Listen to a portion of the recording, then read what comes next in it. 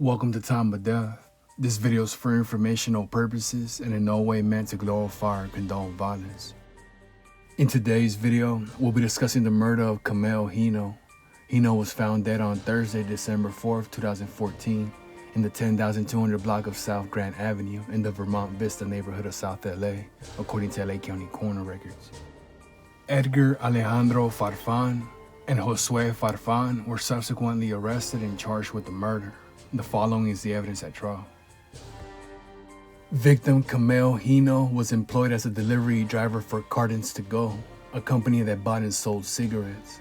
On December 4th, 2014, the victim was scheduled to deliver cigarettes worth $217,000 to Cartons to Go in Laverne. That morning, driving a large white box truck, the victim picked up the cigarettes from Giant Wholesale in Sunland and Costco in Burbank, but he never arrived in Laverne. Around 3:30 that afternoon, the victim's truck was discovered parked in the 10,200 block of South Grant Avenue in the city of Los Angeles. Only about 10% of the cigarettes the victim had collected that morning remained in the truck's cargo area. The victim was found on the floor of the truck with a red stained cloth covering his head. His face was wrapped in duct tape, which covered his eyes and mouth. He had 2 projectile head wounds from a BB gun in addition to multiple abrasions, lacerations, and bruises on his head, neck, and upper extremities. The victim was pronounced dead at the scene.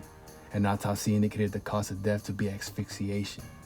Prior to December 4th, defendants Edgar and his brother Josue and Josue's wife Jennifer Medina agreed to rob a delivery truck of its cargo of cigarettes.